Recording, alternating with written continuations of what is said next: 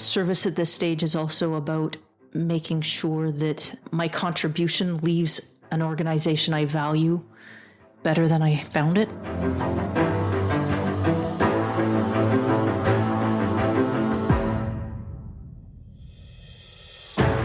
Today on the podcast, I get the chance to have a discussion with someone who has excelled in a multitude of disciplines in her life. Professionally, she's a doctor and an Army colonel. She's been a physician to rural communities, military communities, and to deployed operations in Afghanistan and Sierra Leone. Athletically, she was a national-level synchronized swimmer and continues to be a competitive CrossFit athlete. She is someone who always motivates me to push myself through her example. My friends, here's my conversation with Colleen Forestier.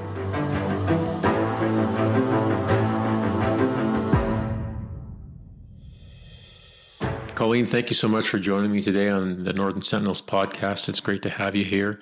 And I want to start with maybe some family beginnings in the early days. So where are your parents from and where did you grow up? So first, thanks for having me. And let's see, I grew up in Edmonton, Alberta. I was born in Montreal, actually. Well, my dad was doing his residency out there. But most of my upbringing was out of Edmonton. My father was a orthopedic surgeon, and my mom was an artist. And so we had a scientific and artistic upbringing, I would say both ends of the spectrum. There are four of us growing up. So I was third out of four, and so my mom had a handful for sure. And what drew your parents to those particular professions? That's a great question.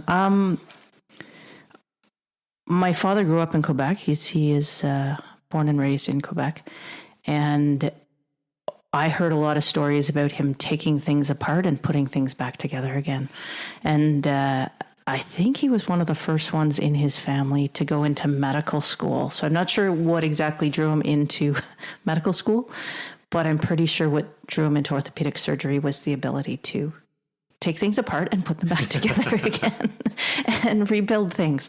So that seemed a natural ability of his. My mom was born and raised in Edmonton. They met in Edmonton later, but I think she always had an artistic edge to her. She went to university in California as a young woman. This is back in the 60s to be an interior designer. So, I mean, that was always her leaning was towards artistic talents. But she focused mostly on painting, watercolor, acrylics, that sort of thing growing up. So how did the artist and the orthopedic surgeon meet? My father's family, so his mother was from Quebec, his father was an Anglophone, and they eventually moved from Quebec into Alberta. And I think it had to do with my grandfather's work with the Royal Bank or something at the time, post Second World War. And that's how they ended up there. So they were a very francophone family. Most of the kids grew up speaking French in Edmonton. So I think they met at high school. My mom's friend was my father's younger sister, so my aunt. So they met through school and through family connections. And then they ended up back in Quebec when your dad was doing schooling, and then came back to Edmonton. Yes, because he promised my mom they'd go back, because that's where all her family was. So it seemed a reasonable compromise. She had 4 kids, and he brought her back to Alberta. So you're a doctor. Your dad's a doctor. I mean, that clearly had an influence on you. I mean, what are the influences of your parents' professions on you to this day, or maybe influencing your initial decisions on what you were going to do in life? You and your siblings, perhaps. Yeah. There was so I'm a physician. My older sister is a physician. My older brother is a medical illustrator, and my younger brother is in real estate. So a little deviation there. We have enough doctors. We have enough of them. So, clearly both parents had significant influences in terms of what we were exposed to, our understanding of what opportunities lay out there. I don't remember ever really wanting to do anything else. I grew up from a very young age knowing that this is the healthcare field would be the one I followed. It never deviated, except for when I almost failed university and realized that medical school was really hard. I had to work harder to get there. But it was always going to be something related to health or healthcare. That was just something I was drawn to. And I had no artistic talents whatsoever. That entirely went to my oldest brother, who took up fine arts, illustration, and then the medical illustration arm. So, don't you find that when you have no ability in a certain area, you have so much respect for people who do? Oh, yes. Because I have no artistic ability either. I'm like stick man all the way, you know, like, oh, yeah. And he can pull off, they can both do incredible stuff with the flick of a few pens. I'll have to, I don't know if any of their work is available online just to view, but if it is, I'll put it in the show notes. So what was life like growing up in Edmonton? I would classify it as a pretty standard childhood, but it's hard to compare when you don't know anything else, right? We grew up in a neighborhood and, took the bus to school. And I guess the one thing that we did perhaps a little bit differently than my friends is we did French school growing up. So right from kindergarten to grade 9, which was a bit unusual in Edmonton, and it wasn't the same sort of French immersion programs that they have currently. It was just everything was in French, right. And we didn't speak French at home. Yeah, but that's all we had at school. And as challenging as it was sometimes, I'm certainly grateful to have had that exposure of both languages. And then, day to day, it was, the to and from sports and piano lessons and being exposed to different things as we grew up. What did you do for sports? So I started with the standard community school or community center, things like soccer and whatever was going on in the summer. But I always liked to swim, and eventually I found my way to synchronized swimming when I was about 10. So my cousins were synchronized swimming at the time. My mom had done it when she was in California, or prior to California, and she was even in water shows in California. It's very exciting. Oh, yeah. And so I found my way to synchronized swimming at that time. And it was something that I really enjoyed and was a lot of fun. That must have been a pretty big commitment. Do you start off, does it start small, or is it a large commitment from day one? Because most of the people who I've known who've done swimming programs, it's a lot. It was a lot. Certainly at the end, it was a lot. At the age of 10, it wasn't so much. Yeah, sure.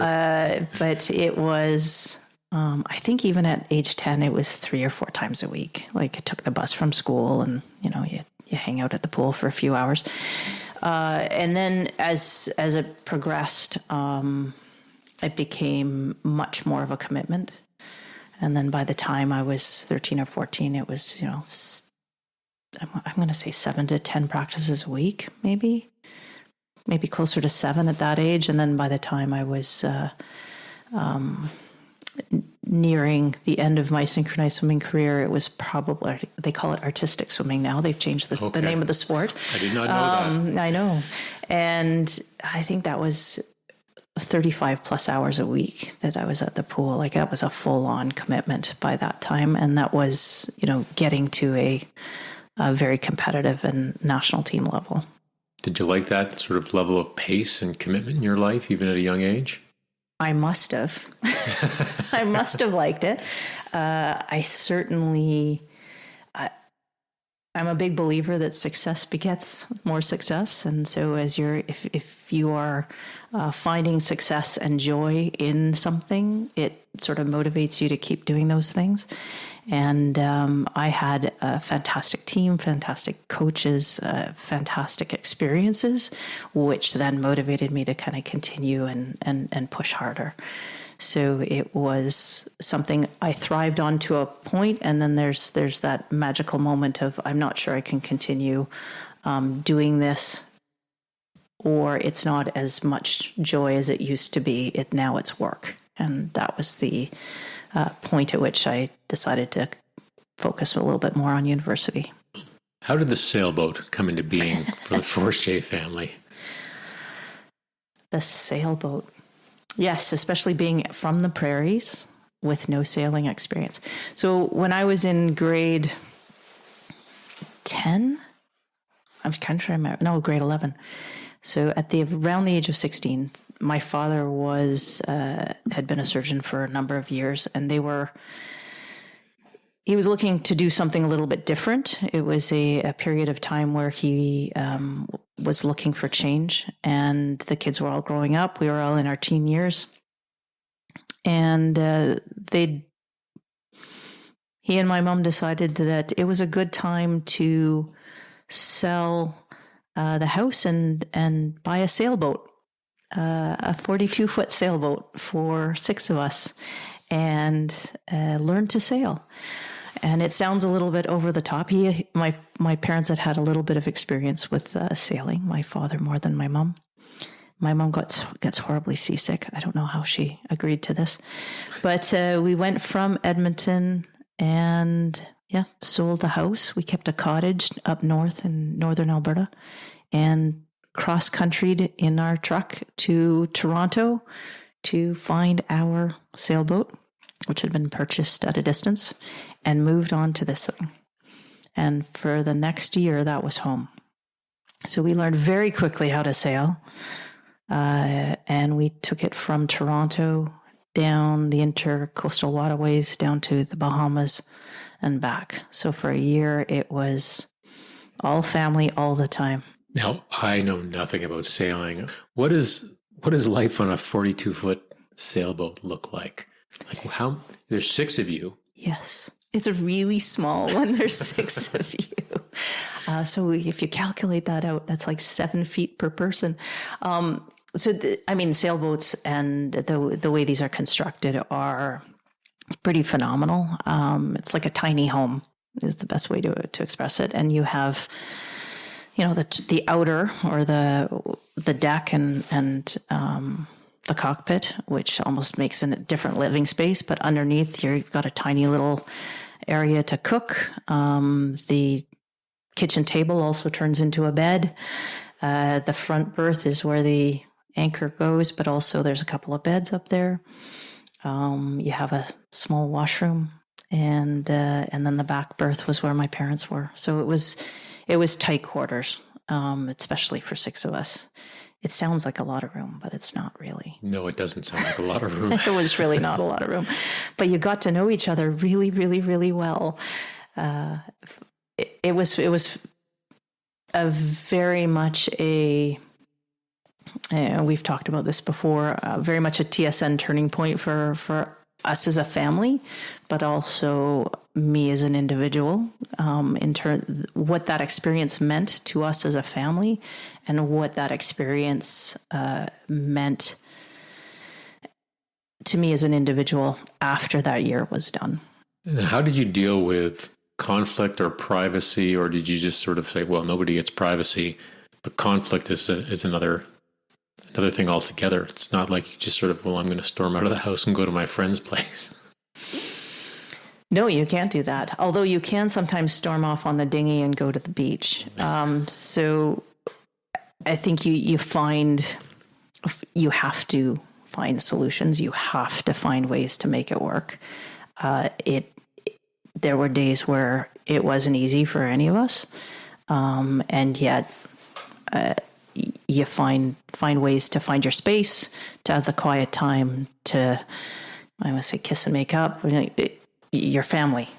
this is your space and you have to find a way to make it work. And that was a really important lesson, I think, for us as family. Did it instill in you a sense of adventure? I mean, you're grade 11, you're on a sailboat for a year. It does a lot of things at that age. I mean, 16, even our mid-teens, our formative years, I think for anyone can attest to that. For all of us, that meant we had to uproot our school, our family, our activities, not our family, but our activities and our life as we knew it. And yet you come back to that space where you have changed. Like we came back to Edmonton after we're done. You come back, same school, same people, same activities, but you have fundamentally changed. You've had an experience that changes how you see the world, how you see your place in the world, and that alters how you look at things. And what I mean by things is belongings. Suddenly material things. It alters how you look at opportunities or adventures. You do take those on a little bit differently. You understand their value a little differently, for good or for bad. It also makes you recognize that, for me, one of the big life lessons is life continues without you. You choose how you're going to engage with the world, or how you're going to engage and choose your path. The world's not going to wait for you to do it. And it will just continue going forward, and it will continue in whatever direction it's going to continue. But you can control what you choose to do with that. So I think that was one of the big components of what I came back with after that. When you look back on that year, was there anything that really stands out in terms of a particular event, a big storm, a crazy adventure, a cultural interaction down in the Caribbean? Oh, we had some wicked storms. We hit some. So to start, remembering that none of us had sailed before except my father. So we had to learn really, really quickly how to do that. So going from Toronto in the first little bit where we went into intercoastal waterways down to New York City, and then we had to go external out in New Jersey briefly. And we hit some bad storms. And the one I remember very specifically coming out of New Jersey was we had been in port for a while. We really needed to get out and decided to go, and it was stormy. But it was the calmest it had been in a few days. And going out of that particular harbor, we were hitting some good swells. And at one point, at the bottom of the swell, we hit something. I don't know what we hit, like a rock couldn't have been a rock because we didn't break, but like the bottom, like we just bottomed out. Remember that one. And for the next 2 months, there was the smell of diesel. So it had pinched a fuel line, and we didn't realize it, but all we knew is that everything tasted like diesel for the next 2 months. So I remember that one, and I remember, my sister's birthday in December. We were completely on our side because we had hit bottom in the Bahamas just as the tide was going out. So we had to wait for the tide to come back in. So we had her birthday on a 45-degree angle. I remember that. We had some amazing times and some really interesting opportunities. Yeah. When you returned to Edmonton, did you pick up where you left off? Like you said, life moved on, but where did you sort of insert yourself back into your life in Edmonton? So at that point, so that was grade 11 was spent doing correspondence on the boat. I came back to grade 12, so back to the same high school, back to a lot of the same people I knew, then back to my swim club at that time. There was a lot of familiarity to what we came back with, too, at that time. As I said, I think the sort of discovery that everything else just continued without you, and then now you're reinserting yourself in it. It was relatively seamless. It was surprisingly seamless. Like a year is a long time, but it's a short time. And it was pretty quick to catch up on all of those patterns and all of those things that we were doing before without too much difficulty. So it was almost as if you just picked up where you left off. But like I said, everyone in our family had shifted because we were all we had experienced something fundamentally different, and we were reinserting ourselves back into all of these normal activities that we had done prior, but we were slightly different. Must have been a busy year because now you're in grade 12 and you got to be looking towards the next thing. It was a busy year. And what was the next thing then? So the next thing, well, at that point in time, I was swimming a lot. I didn't have quite enough credits to get through grade 12. So I took an extra year after that. And the focus for me really was getting through high school. I needed an extra few credits, and then really trying to up my game in the swimming. That's where I focused. But the next step was really University of Alberta. Stayed home and just focused on university after I finally finished grade 12. What was your undergrad at U of A? It was a science degree. Okay. Yeah. I started off with as a math major. A math major. Good for you. Yeah, I failed that. I didn't stay a math major. At least you were brave enough to start. I wouldn't even have started. It wasn't a good experience. I'm like, maybe I should try something different because this isn't working out.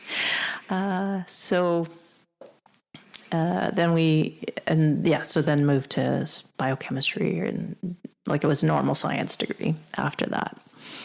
And then the focus after I sort of got through a bumpy first couple of years, the focus was really on trying to get to medical school and recognizing just like that's a commitment.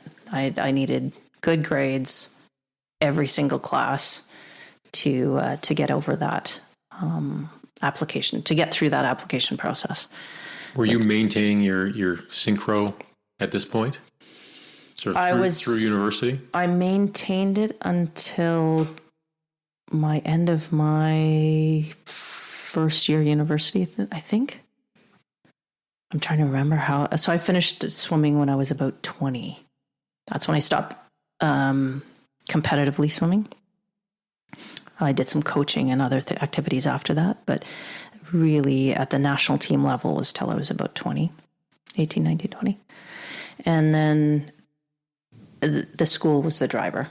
I wasn't able to keep up the grades that I wanted to go to medical school, and that's when I had to choose. I felt I needed to choose because I was old at 20. I needed to choose.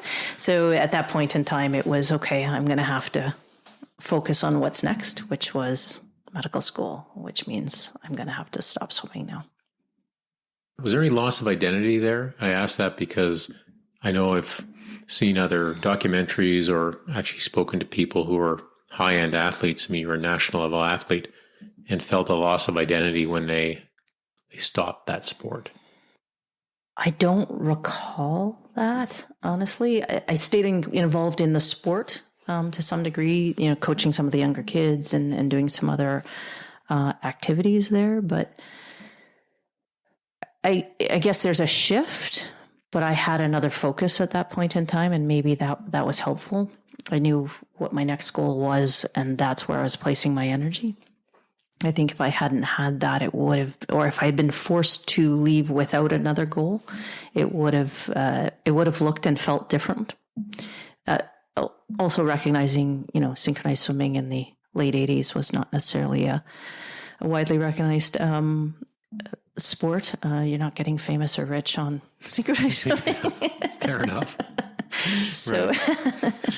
So that makes it maybe a little less challenging to transition from. Yeah, probably not paying the same as the Edmonton Oilers were paying at the time. No, that's right. Where did you go to medical school then? What did your educational path look like after you left U of A? So U of A for my science and undergrad degree. And then I went to the University of Western Ontario for my medical school. Then I did my residency in family medicine at the University of Calgary because we love the West. It's always where we felt at home, or I felt at home. So coming back to Calgary was a pretty natural fit at that point in time. So that made sense. You're in Calgary doing your residency. I'm assuming during that point in your education, you have to start making decisions about what's next, where you're going to take your profession. Where was your head at? What were you thinking about doing, and what did you end up doing? Well, I can tell you it wasn't on joining the military at that time. For sure. I'll tell you what it wasn't. That's definitely where it wasn't going. So at that point in time, I always loved Calgary, always loved sort of the West, really enjoyed the rural rotations of family medicine and the variety and spectrum of care that could be offered in those smaller communities. So the rural medicine arm is really what I fell in love with. And after those 2 years of residency, I did a 1 year rotational. Well, it was a rotation. For 1 year, I did something called the Rural Locum Program.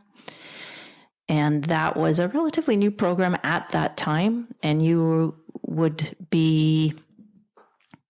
kind of like a substitute doctor for rural physicians. So small towns that don't have many physicians, and those physicians need a break. So if they want to go on holidays or a conference or need to take some time off for any reason, the Rural Locum Program can provide support. So I would go into these small towns and basically be the substitute family doctor for however long they needed me at that time. So it could be a couple of weeks, it could be a month, it could be 6 weeks, depending on what they needed at the time. So I traveled all over rural Alberta doing that.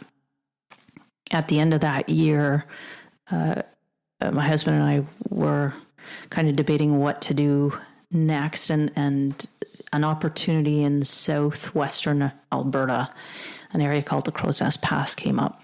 And that small community right in the Rocky Mountains and needed a physician because one of their physicians was retiring. And it was a good fit. It was a location we really loved. It was a community that was really interesting. It offered all aspects of medicine that were of interest to me and that were really rewarding. And so we decided to settle there for a few years. And if anyone's been through the Crow's Nest Pass, they know it's that place where the rocks are across the highway, the Frank Slide. Oh, yeah, okay. Yeah, that's where we lived, and we lived there for about 4 years. Now, what you experienced on your rural rotation, is that what it ended up being in Crow's Nest? Very much so. So, fantastic community, some wonderful colleagues. But rural medicine is also very difficult, and it has its own unique challenges. It has its own unique rewards. It also has its own unique challenges. And after we had always kind of discussed that around year 3, we would sort of take an inventory and decide if that's where we wanted to continue, or if we wanted to look at something a little bit different. And at the end of that year 3, it was a situation where we just felt we wanted to look for something a little bit different, not because it wasn't rewarding, not because we didn't enjoy the location, but simply it didn't. We wanted to seek out something else that was new and different, and just I couldn't quite see staying there for another 30 years without experiencing something else. Right. At that time. And so that's how the pathway led to military medicine. How did the idea of becoming an Army doc come into your consciousness? I think it was during the residency. So I had some, that's exactly why I said what my idea during residency was never to become a military doctor, because I knew people in my residency who were going through the military medicine program at the time. And I remember thinking, they're nuts. Why would they do that? But I ran into a couple of colleagues, one in particular, about 3 or 4 years into my rural medicine experience. And at that point, I ran into her in a conference, and she was telling me what she was doing. And I think she had just come back from Cyprus, and she worked out of Trenton. She was doing all kinds of things that were so interesting and so fundamentally different than what than I was currently doing. And so outside of the scope of what I understood medicine could be, that it really got me sort of interested and starting to talk to other people about that, what that opportunity might be, how would you even apply, all of those things. And so at first glance, I looked into it and went, nah, that's definitely not what I want to be doing. And then a few months later, I'm like, maybe I'll look at that again and lift up that rock again. And at that point in time, it started to become a little bit more interesting. And started talking to a lot more people and getting an idea of what did this really mean? What was the commitment? What was I really signing up for? My husband had been a reservist for some years in the past. I don't think he was at that time.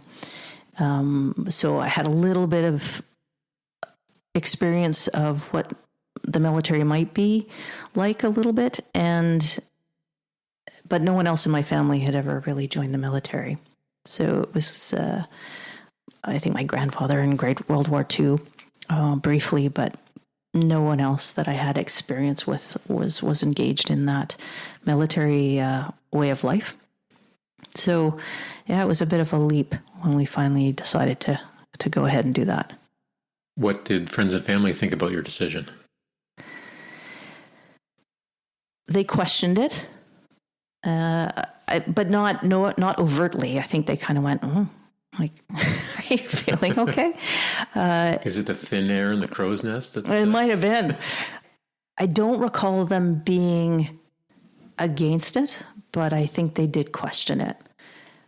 One of the experiences I had at the time that I was considering this, and you talked about, does it open you up to new adventures when, like something on the boat, does it open you up to new experiences? What was interesting at the time that I was considering this is my duet partner for many years at synchronized swimming had just joined Cirque du Soleil. So I remember thinking, like, hell, if she can join the circus, I can frickin' join the army for a few years. So that was kind of my mentality. Like, oh, it's a 4-year commitment. It'll be interesting. I'll learn some new things. It'll be. I'll learn some new skills. I'll learn about occupational medicine. Like that could be really interesting. I'll give it a go. What could go wrong? And so in 2003 is when I joined. Now, for those who don't have a military background, you enroll in the forces, and then once you're done your training, or maybe even before sometimes, you get sent to your first unit to do your job. So what was your first unit you got sent to? So my first unit, when I arrived in Edmonton, I think I asked to go to Edmonton, which I think surprised the recruiter a lot, because no one apparently wanted to go to Edmonton at that time. And then they promptly assigned me to a unit called 3 PPCLI. And so that was the Light Infantry Battalion. And to put that into context, I hadn't done basic training yet, because they had so few doctors at the time that they couldn't afford to send us away for basic training. So I had to kind of learn on the fly. But yeah, 3 PPCLI was my unit. So what is the initial impressions when you show up as a doctor to this light infantry battalion? And for those who haven't got context in the military, I will stereotype, but the light infantry battalions are typically looked at as because they don't have vehicles, so everything has got to be, or they don't have a lot of vehicles, they're doing everything on foot, or they're using other means like parachuting or helicopters to get to the place that they need to do their job.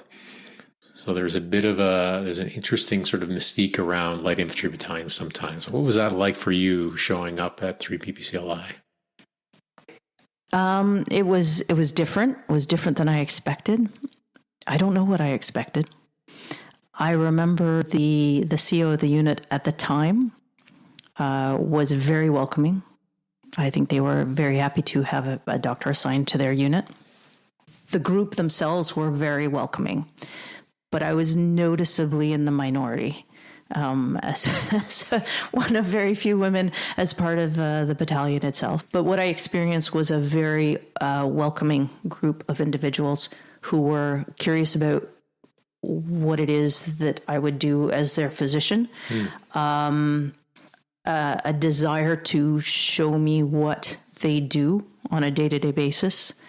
A genuine appreciation for the care they were receiving. And a desire to really include myself and my medical technicians on their team. So it was a really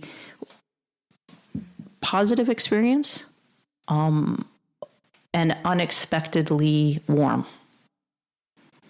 That was part of including you in to the battalion, putting you on the parachute course? Or did you go and seek that out? I don't remember. I don't remember if I sought it out or mentioned that I was interested or asked specifically. I believe the battalion itself asked if I would be interested in doing it, and even offered me one of their spots to go because one field ambulance, which was my medical unit, didn't have enough positions. So that was an adventure. So keep in mind, I was 35 at the time. I did mine at 24, I think. And I think I was the only woman on the course when I went. They, just to be sure, they made me do the fitness test 3 times to really make sure I could really pull this off. And it was physically very challenging, but also incredibly rewarding. Especially when you finished it and you successfully complete it, that was really a lot of fun. And it was even more fun when you kind of got to be a part of that, jumping out of the planes with the battalion that you're serving with, and gave me a much better appreciation for what it is they do day to day, the work that they put in, and the risks inherent in the job itself. Yeah, doing hard things is important. Doing hard things is great for self-development, and I've always found that it's also good to demonstrate that you're committed to something. Mm-hmm. So, I mean, I have no doubt that the level of credibility that gave you amongst the team would probably be tough to measure. Whether you saw it or not, I'm not sure. I'm not sure I saw it overtly, but I know that even now there's something about having those experiences and reconnecting with people who've had some of those unique experiences, and the parachute course would be one of them, one of many, that binds people in a way that's hard to explain. That's a perfect segue maybe to something that binds us, a shared experience, is Afghanistan, and we were in Afghanistan together. What was your initial thoughts when you heard that you were going to be deployed to Kandahar in 2005? My first thoughts was I was really excited. I was excited to go with the battalion that I was part of and to contribute to that. I'm not sure I necessarily understood the enormity or the implications of what that deployment would be and how it would evolve. This was contextually, Iraq was going on and was very much the focus of the news and what was going on in the U.S. Afghanistan was a little bit I'm going to say on the back burner, but yeah, I guess it was on the back burner at the time. It was part of that whole Middle East conflict, but not front and center the way Iraq was. So I think it didn't necessarily understand the level of the security implications, the other considerations that would come front and center to us as a team coming out of that. Yeah, I definitely felt a sense of walking into the unknown, a lot of uncertainty. Probably felt as prepared as I could be at the time, but in hindsight, definitely not as prepared as maybe we should have been, but it's always difficult with hindsight. How did you feel on the medical side going in? I'm obviously talking from my perspective as an engineer, but as the doc for the task force for the mission, how did you feel going in? In hindsight or at the time? Yeah, because either. Yeah. I think at the time, I think our team was as prepared as they could have been, given what we knew at the time. So TCCC, for example, was just starting and just coming online. So tactical casualty combat care, which was a relatively new in the 2003 to 5 timeline, and that was sort of a shift in the way casualties, and particularly battle casualties, were being treated in the first few minutes after being injured.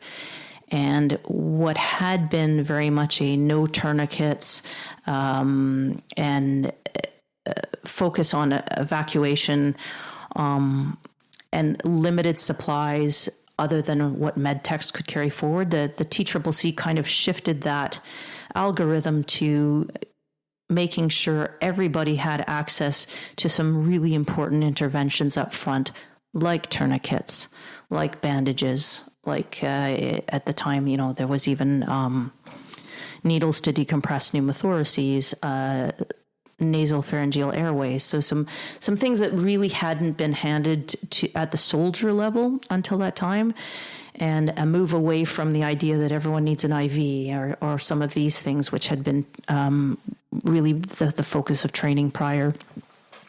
So that shift was happening at that time.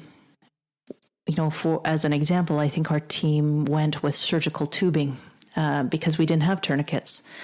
We did. I think I still have mine. Yeah.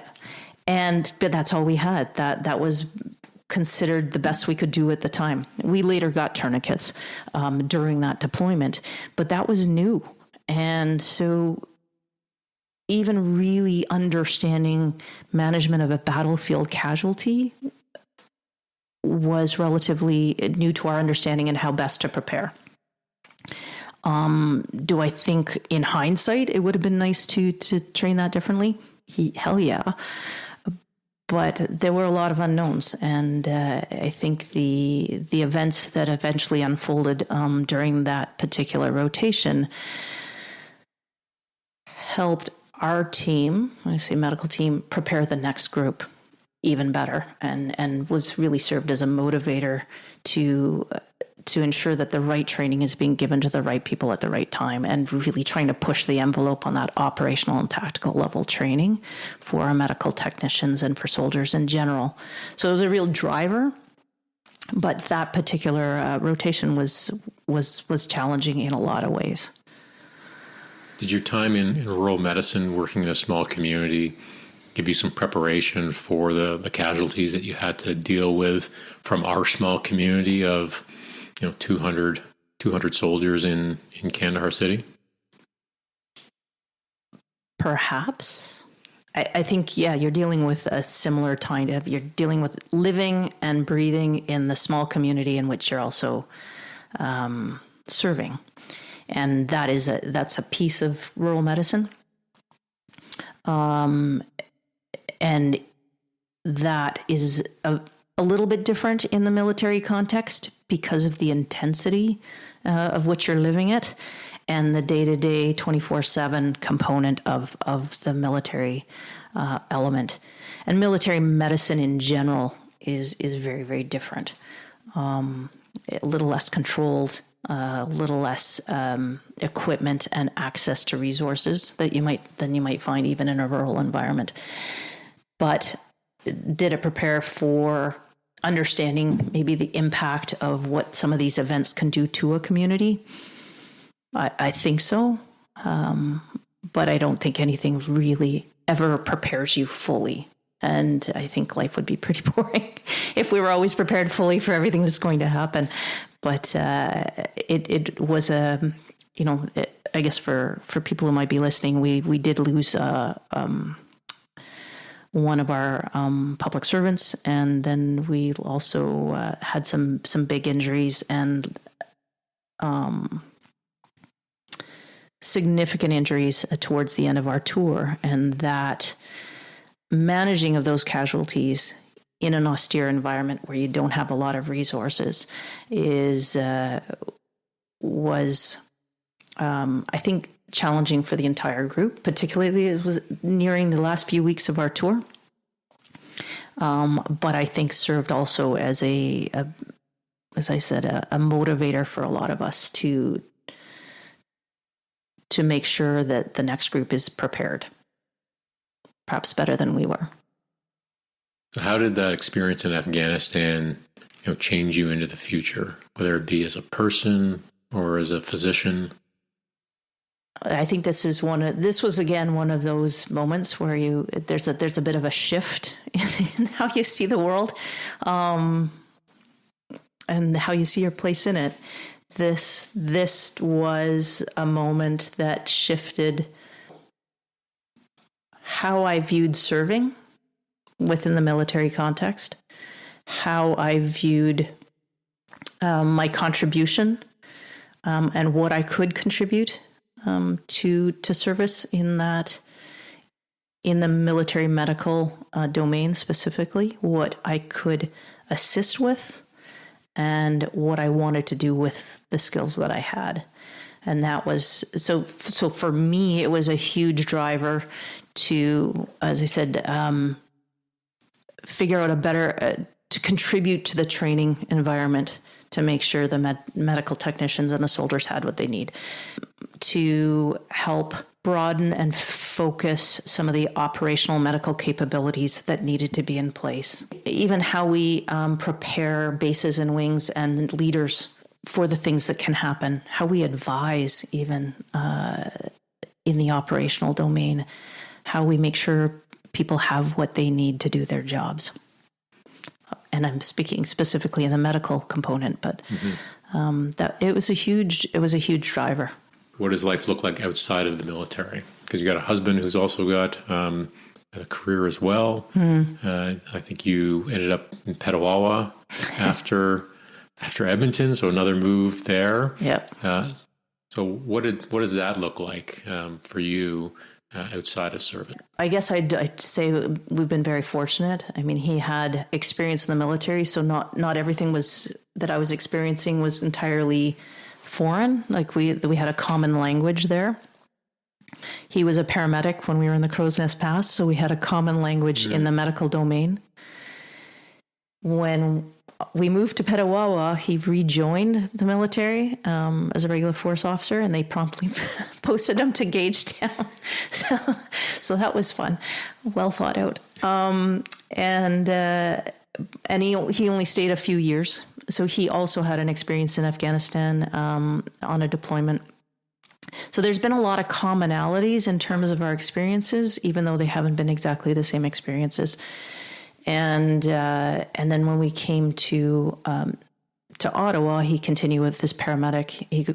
He's joined the Ottawa Paramedic Service and then the fire service. So that even that common language in terms of service is shared. So we've been very fortunate in that context, and a lot of commonalities in understanding each other's point of view, right, and what the commitment of a deployment means, but also what the excitement of a deployment means, what these experiences mean personally and professionally. So that's been sort of for a lot of years. I think we were just commenting, I think we're at 28 years married coming up, so we met in like the campus bar. Right. A very long time ago. And so it's been a long journey. Maybe back to your career. I know that you've had a couple of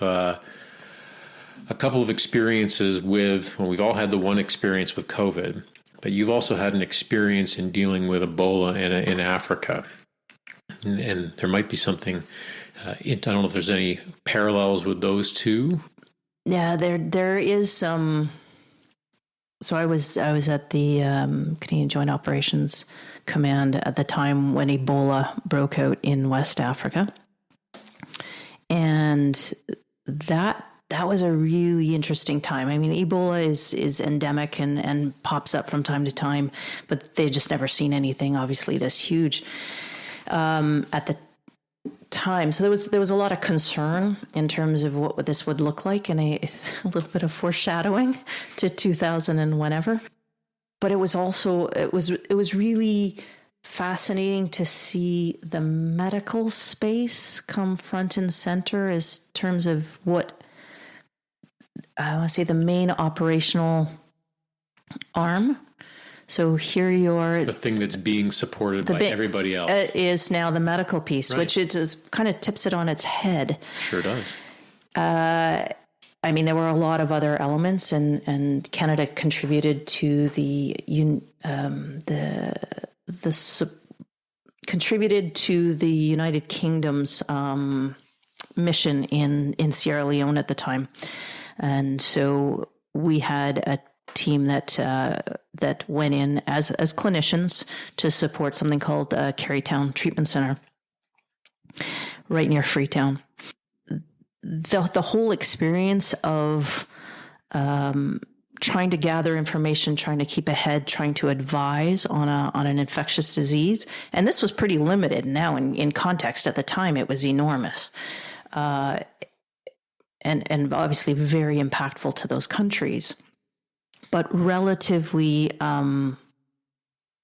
isolated in terms of the global impact. And it was a really interesting time, a really exciting time on the medical side, but also when I think of what we went through with COVID, obviously very different sources of the way that the infection spreads and all of those elements. But that fear driver, there's some commonalities there. Some commonalities in terms of how they were looking at supply chains, even medical supply chains in particular, the breakdown of those supply chains or the hoarding of certain items, the focus of where those items went, the engagements with organizations such as WHO and CDC and Public Health Agency of Canada and some of those other federal and international health organizations. It was really interesting. I was fortunate to be able to actually deploy as part of that Canadian contingent under Op Serona. And it was towards the tail end of that particular outbreak, but very, very interesting. And again, very impactful from a personal perspective and professional, because you really started to see how a country that had already been through so much, hadn't been long since they'd had their civil war, how ravaged things can become, how much like Afghanistan, the healthcare system challenges, limitations, the way in which other people in other parts of the world are living such a different life than what we experience here in Canada. How privileged we are in this country to have access to the things that we do. Not everywhere, and we're certainly not perfect within the country itself, but when you see the challenges of the slums of Freetown, it really does kind of put you in a different headspace of what we have available to us, and what contributing, again, in the service domain, what that contribution can mean to someone somewhere, and that doing some of this hard stuff, and sometimes the hard stuff is just getting through the day, but doing some of the hard stuff, why it matters, why service in the military in this particular case can be so meaningful. Did you bring any lessons learned from that experience in Africa back to Canada that were applicable for COVID? I think so, but I don't know that I knew it at the time. And I think that has to do with the importance of civ-mil engagement, that really, when you're talking about health and infectious disease and pandemic preparedness, it's never simple. It goes beyond just the health considerations, that there's all of the security implications and the complexity of things like supply chains and movement and people movement, and the limitations of health human resources in managing a lot of these in managing this space. I think with Ebola, again, it was a relatively limited part of the globe. It didn't really impact too much the rest of the world. The pandemic itself really reinforced, especially nationally, that incredible interconnectedness of all these health domains and security domains together. What was interesting is that in a lot of the work on COVID, I was reconnecting with individuals I had connected on the Ebola file with. Here in town? Here in Canada. Yeah, okay. Yeah, so we'd start discussing something and then realize we'd actually worked on Ebola together at some point. So that relationship building for these files really matters. But I think the fear around something you can't see, like an infectious disease, and the ravages of misinformation, distrust, and limitations on resources, just how challenging that can be. When I look back on your life, your career, I mean, you have been someone who has not just taken opportunities, but you seem to have embraced being incredibly busy and doing difficult things. You're a national level athlete, physician, both in a rural community and in the Army, continue to be so in the Canadian Armed Forces, parachutist, multiple operations. And one thing we didn't talk about is your, and I'm not sure how much you still do it, but you were a competitive CrossFit athlete as well. I mean, what draws you towards this pace or doing difficult things?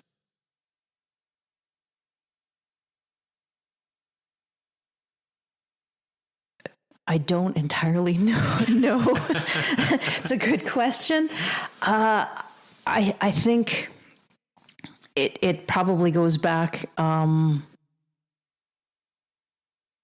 to, I don't even know. I think there's always this desire to either prove to myself or challenge myself.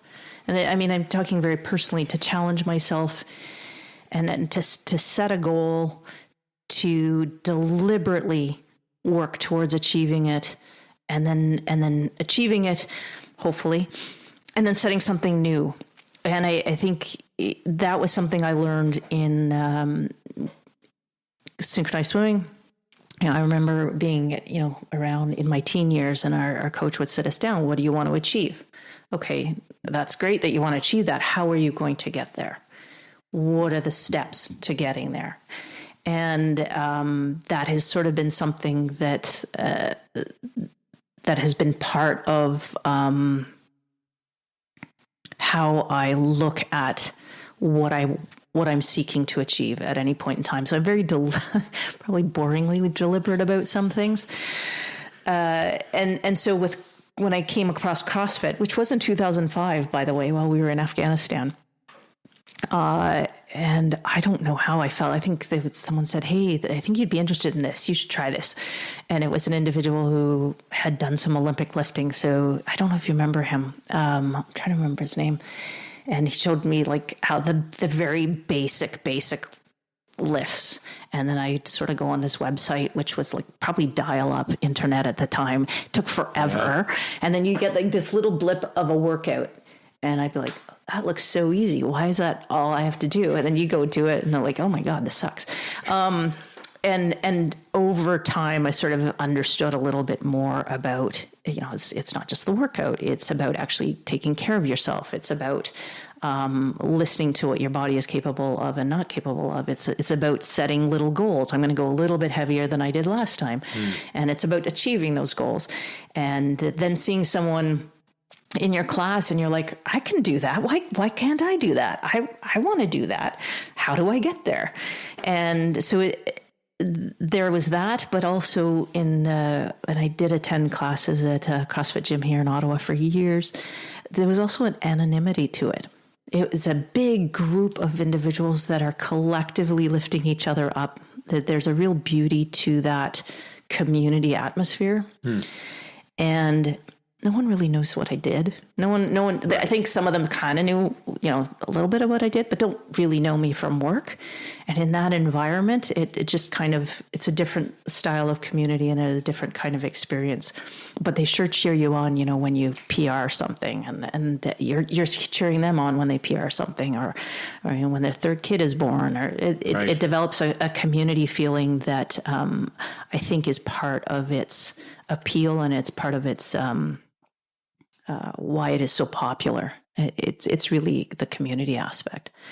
So yes, I was a competitor. I did compete for several years and came damn close to going to the games one year. But now it's really just about staying well. And we have a gym in our garage that I work out of most mornings, and trying to just maintain at this point in time and enjoy it. Are you focused now on sort of longevity more than anything? Definitely. Yeah. You know how old I am. Yeah, it is. And it is. It's about being able to be well and healthy enough to do the things I want to do, which isn't necessarily about going to the CrossFit Games. Now it's about, I want to be able to ride my bike and, climb that hill and mountain and still be as active as I want to be. So definitely mostly about longevity now. And every now and then ego gets in there a little bit. So it could be a good motivator. What are your reflections or your thoughts about serving? So prior to this, actually recording this has actually been a lot of reflection on this, and because I hadn't really given it a lot of thought, it was just part of what the last 20 years has been about. The service in general can take many shapes and forms. And it doesn't have to be a military service. It doesn't have to be first responder service. It can be, volunteering. It can take a lot of, there's a lot of types of service. For the military, specifically, I think how I viewed service has evolved over time. I think you and I talked about this when I joined. It was a financial decision more than it was hey, I want to serve my country. But that has really shifted, and that has shifted because of the people I serve alongside, because of the experiences I've had. because of how the hard things we've done and how I know they've affected people in a positive way. Because I've service at this stage is also about making sure that my contribution leaves an organization I value better than I found it, and contributing that so that the future of this organization has the tools and the means to make it, to continue making it better. I think service can be very hard. There's a lot of other things could be doing. There are moments that are just mind-bogglingly difficult, but there's also highest of highs and lowest of lows. And when you're serving with people that you genuinely respect and care about, it raises all of you up. Is there anything you think it's important for listeners to understand about what you do as a physician in the military, or perhaps things that keep you up at night from a broader national security context? I think the only other thing that I think would be interesting for people to understand, and we touched on this a little bit before we came downstairs, is I think the truly unique elements of military medicine that I certainly didn't appreciate when I joined, that I continue to, medicine in general, it's a constant source of learning. And I think it's one of those professions where the more you know, the less you know. But military medicine in particular, and its unique nature and the operational components, and the idea of trying to bring things like surgical care to the battlefield, and the logistics of moving injured personnel back to other locations, having the specialties and the expertise available to address those very difficult conditions is something I don't know that will ever be fully appreciated. It was probably appreciated by Canada in World War II. I think what we're seeing right now out of Ukraine is heart-wrenching. It's courageous what they are having to deal with, and I think that investment in those capabilities from an organizational perspective is something that will become increasingly important as we move forward. There's just no ability to replicate that on the civilian side. There simply isn't. It's a completely different type of medicine that is driving big changes on the civilian side and has for many years, but something that cannot be replaced simply by relying on a civilian healthcare system. There's a fundamental operational element to military medicine that is unique and special and incredibly important to maintain. Colleen, this has been fantastic. I'll ask you the last question that I always ask everybody. Educate, entertain, or elevate? Do I have to pick one? You can pick one. You can pick multiple. I don't know. It could be either. I would say I have a good book recommendation. And I have made an effort over the last couple years in particular to read a bit more, not work related. And so I've come across some great books, but one that really a standout for me because it was an unexpectedly wonderful read, and that is Cloud Cuckoo Land by Anthony Doerr. And it is a story about the power of stories. And it's one that's a bit of an unexpected standout for sure. The other one, I'm not a naval historian, but I did really enjoy the book Erebus, which was by Michael Palin from, what's he from? Monty Python. Oh yeah, from Monty Python. Yeah. Who's a fabulous author. But that's also a really wonderful story about the ship Erebus and its adventures through the Antarctic before it met its unfortunate end in the Arctic. So that was also, so those were the two book recommendations I would have that would both educate and entertain. Yeah. Fabulous. Hey, Colleen, thank you so much for being here again. I really appreciate your time, and it's great to have the opportunity to learn that much more about a friend. Thanks for having me.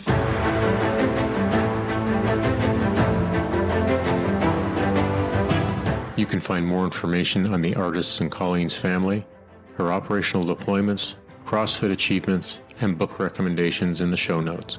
Thanks again for supporting the NSP, and goodbye until next time.